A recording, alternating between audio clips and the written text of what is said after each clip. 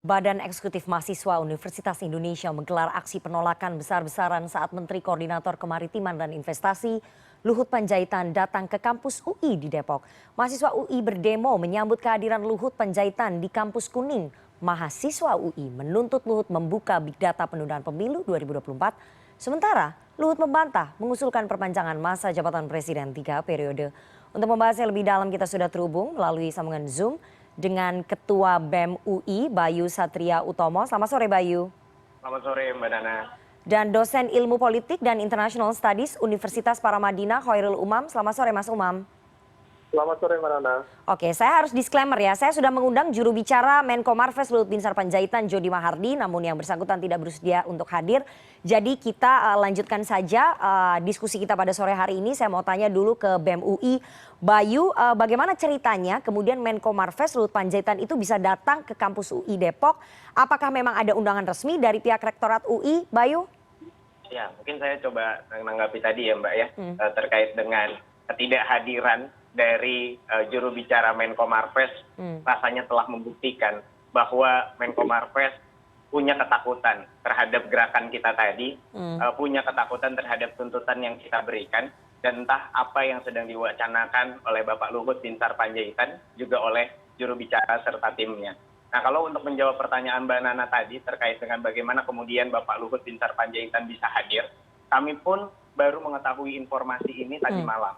Gitu. Jadi kami tahu dari beberapa teman-teman mahasiswa baru yang diundang dalam satu forum kuliah umum gitu, Ministry Talk kalau nggak salah nama judulnya gitu, dan menghadirkan di situ Rektor Universitas Indonesia Bapak Ari Kunchoro dan Bapak Luhut Binsar Panjaitan. Nah, dari situlah kemudian kami mengetahui bahwa hari ini akan ada pertemuan, akan ada kuliah umum yang disampaikan oleh Bapak Luhut Binsar Panjaitan.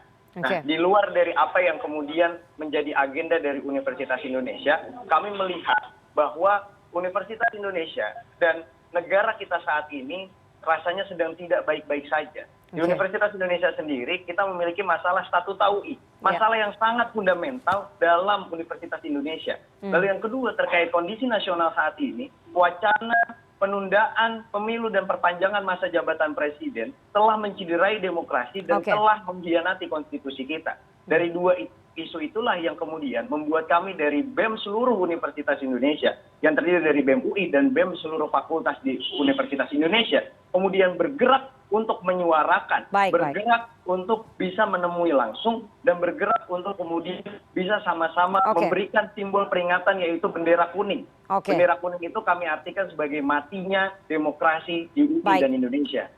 Tahan dulu Bayu, saya mau tanya apakah kemudian kalian seluruh BEM UI ini merasa sangat kecewa dengan apa yang dilakukan oleh Rektorat UI, karena kemarin demonya ini belum selesai ya, baru selesai beberapa jam demo yang dilakukan oleh kawan-kawan Anda mahasiswa dari universitas lain, demo 11 April, kemudian satu hari berikutnya Rektorat UI mengundang salah satu tokoh yang diduga mendukung penundaan pemilu dan perpanjangan masa jabatan 3 periode. Anda semua kecewa ya pasti ya?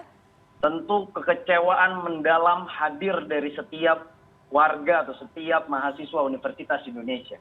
Saat mahasiswa sedang menyuarakan penolakan terhadap wacana penundaan pemilu dan perpanjangan masa jabatan presiden, dengan gamblangnya Universitas Indonesia mengundang Bapak Luhut Binsar Panjaitan ke dalam kampus Universitas Indonesia. Ini menjadi satu kemarahan dan menjadi satu kejanggalan yang terjadi di Universitas Indonesia. Kenapa pada akhirnya seorang LBP yang banyak kemudian ditentang wacananya, banyak kemudian menimbulkan kontroversi di masyarakat, diundang untuk menghadiri forum akademik. Bahkan Pak Luhut tidak memberani buka data. Saat kita bicara masalah akademik, saat kita bicara tentang kajian akademik, tentu kajian itu harus berlandaskan data. Tentu wacana itu harus berlandaskan data.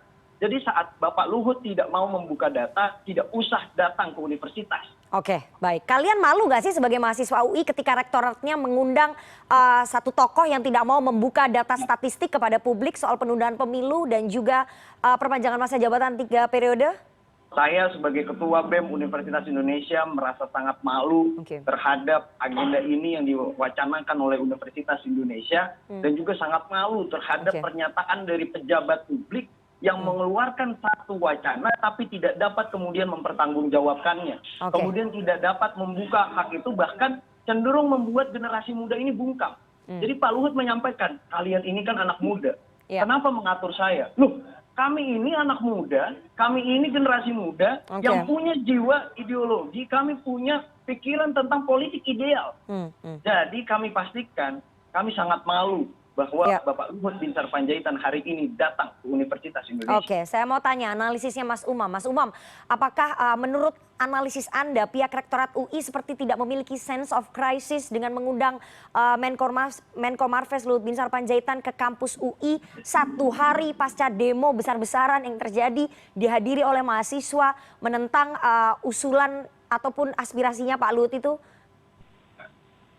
Mbak Nana, kalau misal saya diminta untuk memberikan penilaian terhadap konteks internal UI, saya pikir itu aurat UI ya dalam konteks kelembagaan. Tetapi saya ingin masuk di sini di dalam konteks bagaimana kita memahami yang disampaikan oleh Mas Bayu dan teman-teman mahasiswa dari BEM UI itu menunjukkan apa yang disampaikan oleh Tan Malaka, salah satu founding fathers Indonesia. Dia mengatakan bahwa idealisme adalah keistimewaan terakhir yang dimiliki oleh para pemuda. Dan apa yang tadi dilakukan oleh teman-teman BEM UI, saya pikir itu mencerminkan bagaimana kemudian tidak ada intervensi, semuanya genuine, dan itu kemudian memiliki kredibilitas moral yang sangat kuat untuk menunjukkan aspirasinya. Dan apa yang kemudian tadi dilakukan itu kemudian seolah-olah mendelegitimasi kredibilitas pejabat publik yang ya diduga memang yang bersangkutan bagian dari pihak yang bertanggung jawab atas operasi politik yang terjadi selama ini. Dan ini bukan wacana lagi, ini sudah menjadi gerakan. Jadi sudah menjadi gerakan, bukan hanya dalam konteks pewacanaan, sudah disuarakan secara bertubi-tubi oleh elemen di lingkaran presiden, ketua umum partai sudah menyampaikan, ormas sudah menyampaikan, upaya deklarasi di berbagai forum juga sudah dilakukan. Artinya apa? Bahwa kemudian disampaikan oleh teman-teman UI dan juga kemarin gerakan mahasiswa dengan gelombang yang sedemikian dahsyat itu adalah sebuah mosi tidak percaya terhadap kredibilitas pemerintah di dalam konteks ini pejabat publik yang mencoba untuk bermain-main api mengembalikan arsitektur politik Orde Baru pada waktu itu. Oke, Mas Umam, meskipun Anda tidak ingin masuk ataupun mengkritisi ya, tapi saya harus tanya, ini kan akademisi banyak sekali ya yang ada di internal UI. Kemudian mereka harusnya memiliki sense of crisis karena 1 hari sesudah demo 11 April begitu ya, mestinya kan itu bisa ditunda ataupun dibatalkan, paling tidak ditunda lah. Minister Talk-nya itu mengundang Pak Luhut untuk menurunkan tensi di teman-teman mahasiswa, terutama di teman-teman BEM UI. Ini kan sebetulnya bisa dilakukan kan, Mas Umam? Iya, kalau misal itu memang dilakukan, Mbak, saya pikir itu akan jauh lebih bijak ya, dalam konteks upaya untuk menetralisir dinamika yang ada di publik, terutama di kalangan teman-teman mahasiswa. Oleh karena itu, kalau misal Mbak Nana mencoba untuk bertanya kembali, memang sebaiknya kalau misal boleh menyarankan, teman-teman UI dalam konteks ini, tentu dalam konteks ini adalah rektorat, ya memang alangkah lebih bijak untuk kemudian mengatur waktu, kemudian untuk tidak masuk terlalu jauh di dalam konteks kerjasama dengan pihak-pihak yang diduga kuat terkait dengan konteks operasi politik ini. Karena bagaimanapun juga, Mbak, siapapun, mungkin yang bersangkutan menyatakan tidak terlibat atau dan lain sebagainya, ketua umum juga sudah ada yang menyatakan yang bersangkutan Pak Luhut tidak terlibat. Tetapi kalau kita istilahkan ini sebagai sebuah upaya terorisme konstitusi, itu mensreanya, guilty mind atau niat jahatnya itu sudah terlihat. Dan kalau misal kita cross-check lebih lanjut, hasil dari statement dari elit Partai Amanat Nasional, hasil investigatif reporting dari berbagai media, Tempo, termasuk dari CNN sendiri, menunjukkan bahwa figur kunci yang ada di balik operasi politik ini memang Pak Luhut. Oleh karena itu, sebenarnya kalau misal kemudian Presiden Jokowi betul-betul konsisten dengan statementnya, meminta setiap struktur di bawah kekuasaannya untuk menyampaikan komunikasi publik yang efektif, mengklarifikasi, harusnya kemudian ada proses evaluasi di situ. Pertanyaannya, kenapa Presiden cenderung diam dan mendiamkan proses ini berjalan berbulan-bulan dan tidak memberikan klarifikasi yang kemudian cukup menetralisir Baik. dinamika itu. Baik. Nah, oleh karena itu sangat multi interpretable. Itu yang membuat teman-teman mahasiswa menjadi sangat cukup dinamis dalam merespon situasi ini. Oke, nanti kita akan tanya ke teman-teman BEM UI, apakah mereka mendapatkan tekanan dan bagaimana kemudian sikap mereka terhadap pembiaran yang dilakukan oleh Presiden Jokowi kepada para menterinya yang melakukan operasi-operasi ataupun mendukung secara terbuka penundaan pemilu dan juga perpanjangan masa jabatan Presiden 3 periode. Tapi kita harus jeda terlebih dahulu, jangan kemana-mana, tetap bersama kami di CNN Indonesia Newsroom.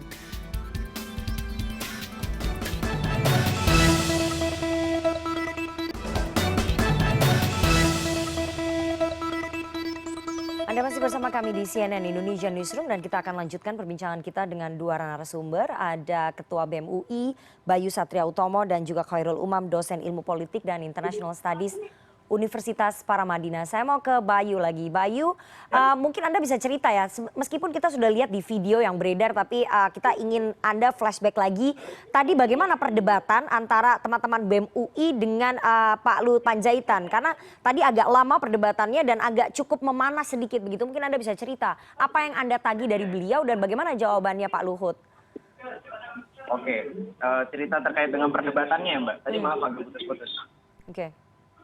Iya, jadi memang di awal Pak Luhut itu datang dan lalu saya sebagai perwakilan dari mahasiswa menyampaikan tuntutan yang dibawa oleh teman-teman terkait dengan perpanjangan masa jabatan presiden dan penundaan. Kami juga langsung menentang Bapak Luhut untuk membuka big data. Karena Bapak Luhut mengklaim ada big data itu ada 110 juta katanya di bawah sana yang mendukung penundaan pemilu dan perpanjangan presiden begitu. Tapi saat kami tantang untuk itu, Bapak Luhut malah mengatakan bahwa ini hak saya untuk tidak membuka gitu. Padahal Bapak Luhut sendiri adalah pejabat publik. Bapak Luhut sendiri harus bisa mempertanggungjawabkan apa yang kemudian menjadi statement. Kenapa? Karena sebuah statement dari pejabat publik seharusnya dapat diterima dan dapat divalidasi oleh publik itu sendiri. Gitu. Tidak bisa asal mengatakan saja. Gitu. Lalu juga di situ kita ditegur gitu oleh Bapak Luhut Binsar Panjaitan bahwa kita ini generasi muda kok ngatur-ngatur Pak Luhut gitu. Loh, yang seperti saya bilang tadi gitu bahwa kitalah yang kemudian akan mengambil alih kepemimpinan di masa depan. Kita perlu tahu kondisi-kondisi sekarang ini seperti apa dan kita membuat analisisnya dengan sangat komprehensif. Gitu. Lalu juga di dalam kesempatan itu koordinator bidang sosial politik BEM UI Melki juga mengatakan gitu bahwa Bapak harus membuka dan kita tidak apa-apa berbeda pandangan begitu karena dalam demokrasi memang sangat wajar berbeda pandangan. Tapi saat Bapak tidak bisa menunjukkan keterbukaan data itu, maka perlu kami pertanyakan. Oke, baik. Baik, Anda sebagai perwakilan suara mahasiswa dan juga teman-teman BEM UI lainnya, percaya tidak sih dengan adanya big data 110 juta itu? Karena kalau misalnya tidak mau dibuka, Anda mempertanyakan, Anda tidak percaya bahwa data itu valid begitu ya? Ya, tentu kami tidak percaya bahwa data itu ada. Dan yang kedua, kalau misalnya data itu memang benar-benar ada, menurut saya Bapak Luhut Binsar Panjaitan akan percaya diri membuka data itu. Nah ini tidak percaya diri membuka data ya memang karena datanya tidak ada. Beberapa politisi juga sudah mengatakan bahwa data itu tidak ada kok.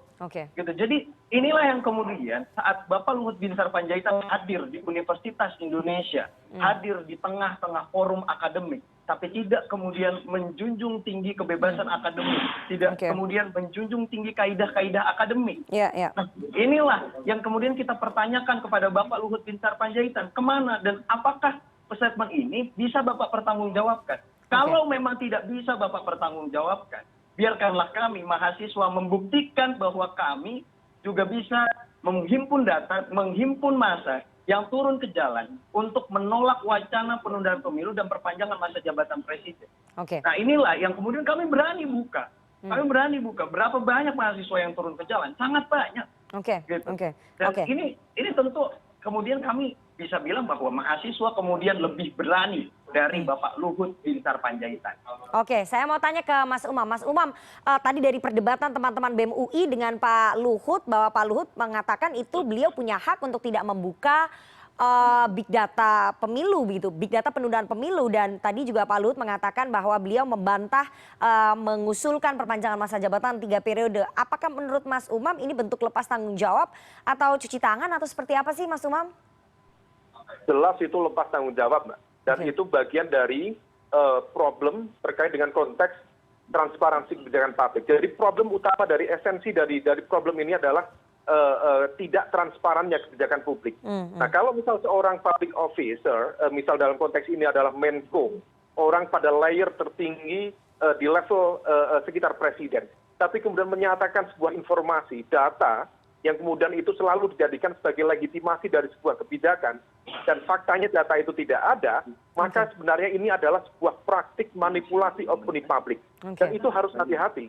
Kenapa? Karena mengatakan, seorang pejabat publik mengatakan atas nama rakyat, on behalf of the people, tetapi kemudian faktanya tidak ada, itu berpotensi kemudian membajak demokrasi, membajak kebijakan publik. Dan itu bukan sekali dua kali, berkali-kali. Misal terkait dengan konteks narasi KPK sarang Taliban yang dulu begitu efektif digunakan untuk mendegradasi kekuatan mahasiswa yang mencoba untuk mempertahankan KPK waktu itu terkait dengan revisi undang-undang. Juga sama, terus disuarakan dan itu dijadikan sebagai legitimasi. Nah, oleh karena itu saya pikir dalam konteks ini apa yang dilakukan oleh teman-teman mahasiswa itu adalah upaya untuk menghentikan penyelundupan kepentingan ekonomi politik melalui cara-cara yang tidak tepat. Salah satunya yang mengklaim bahwa rakyat berada di belakang ini, tetapi faktanya rakyat yang mana tidak jelas di situ. Ya, ya. Oke, Bayu, kalau Anda tidak percaya, kemudian banyak orang tidak percaya dengan data yang dimiliki oleh Pak Luhut, setelah ini apakah kemudian BEM UI akan meneruskan perjuangan, turun ke jalan, berunjuk rasa, menolak perpanjangan 3 periode dan penundaan pemilu, karena yang kemarin sudah dilakukan oleh teman-teman Anda, artinya BEM UI dan juga BEM yang lain, apakah akan meneruskan aksi unjuk rasa, Bayu?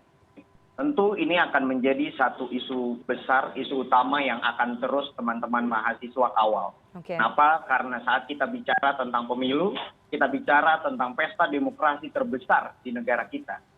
Saat ada wacana penundaan pemilu, itu tentu sangat sudah membangkangi konstitusi menuju pada pemerintahan yang absolute power, dan saat power stands to corrupt, absolute power corrupt absolute. Dari landasan-landasan gerakan itulah yang kemudian membuat kami mahasiswa di seluruh Indonesia tentu akan terus mengawal isu penundaan pemilu dan perpanjangan masa jabatan presiden, dan kami juga akan turun ke jalan dalam waktu dekat ini. Mahasiswa di Jakarta begitu yang tergabung dalam Aliansi Mahasiswa Indonesia akan turun ke jalan di tanggal 21 April 2022 untuk menolak wacana tersebut. Juga kami akan berdiskusi melalui simposium dan kongres rakyat untuk menentukan isu-isu apa saja yang kemudian menjadi kegagalan di pemerintahan Joko Widodo saat ini. Gitu. Jadi seperti misalnya isu kenaikan harga bahan pokok dan isu penyerangan terhadap warga sipil. Dua isu ini dapat menjadi satu gambaran besar kegagalan dan kemunduran dari pemerintahan Joko Widodo saat ini. Maka dari itu BEM UI juga kemarin sudah mengeluarkan satu postingan, Indonesia ini saat ini sudah bukan lagi menuju visi Indonesia maju, tapi kemudian menjadi Indonesia mundur. Itu kenapa? Karena banyak kemunduran-kemunduran yang kemudian terjadi di Indonesia. Seperti misalnya indeks demokrasi Indonesia turun, lalu juga krisis ekonomi, lalu juga ada data yang mengatakan bahwa saat ini orang itu cenderung takut untuk mengungkapkan pendapatnya di muka umum. Kebebasan demokrasi ya? Kebebasan demokrasi pun menurun gitu. Jadi saat ini Indonesia sedang menuju dalam Indonesia mundur. Dari tuntutan Anda dan juga teman-teman yang lainnya pada tanggal 21 April, mengingat apa yang terjadi hari ini, Pak Luhut datang ke kampus UI berhadapan dengan teman-teman mahasiswa, membantah apa yang semua dilakukan. Apakah kemudian Anda melihat ini pembiaran yang dilakukan oleh Presiden Jokowi? Mahasiswa tidak menuntut bahwa Presiden harus memberikan sanksi ataupun memberikan teguran atau seperti apa? Ataupun mencopot begitu?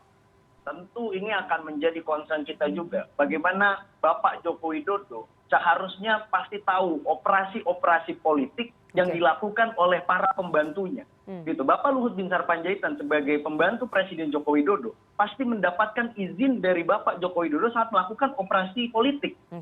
Atau setidaknya Bapak Luhut Binsar Panjaitan pasti akan memberitahu kepada Bapak Joko Widodo saat akan melakukan operasi politik.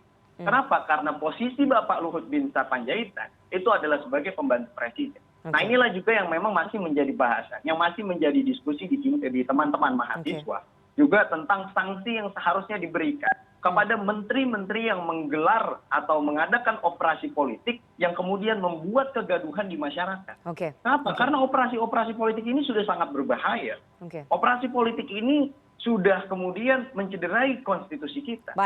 Menjauh dari semangat reformasi. Ya, yang dimana semangat reformasi itu pemilu presiden hanya bisa menjabat 2 kali dan jangka waktunya 5 tahun. Begitu. Terakhir Mas Umam, saya harus recap ya tadi apa yang disampaikan oleh teman-teman dari BEM UI ini berapi-api sekali bahwa mereka akan meneruskan perjuangan mengawal agenda konstitusi ini pada aksi unjuk rasa tanggal 21 April. Artinya kegaduhan masih akan terus berlanjut. Karena apa yang terjadi hari ini menunjukkan sesuatu yang sangat di luar kendali kita ya, bahwa Menko Marves Luhut Binsar Panjaitan datang berhadapan-hadapan dengan mahasiswa UI kemudian membantah dan tidak mau membuka data statistik. Menurut Anda Presiden Jokowi harusnya seperti apa sih? Apakah harus bisa menunjukkan ataupun mengembalikan trust dari teman-teman mahasiswa dengan memberikan sanksi atau seperti apa, Mas Umam? Mbak Nana, di level ini kita harus apresiasi yang dilakukan oleh mahasiswa bahwa ternyata mahasiswa itu sudah tidak mempan dengan gimmick politik. Sudah terlalu banyak gimmick politik dan itu seringkali kemudian menipu. Nah oleh karena itu yang bisa dilakukan presiden untuk mengembalikan legitimasi dan juga kepercayaan publik adalah melakukan evaluasi dan pemberian sanksi. Kalau misal memang presiden merasa bahwa apa yang dilakukan operasi politik tadi itu tidak atas restu presiden, maka kemudian seharusnya sanksi itu dilakukan. Persoalannya, kalau misal sanksi itu tidak dilakukan, presiden cenderung diam atau mendiamkan. Maka wajar kalau misal kemudian masyarakat, mahasiswa berpikir bahwa ternyata bisa jadi presiden itu menikmati langgam politik itu. Dan akan bisa jadi kemudian apakah kemudian presiden juga sebenarnya mengetahui dan berada di balik orkestrasi politik itu.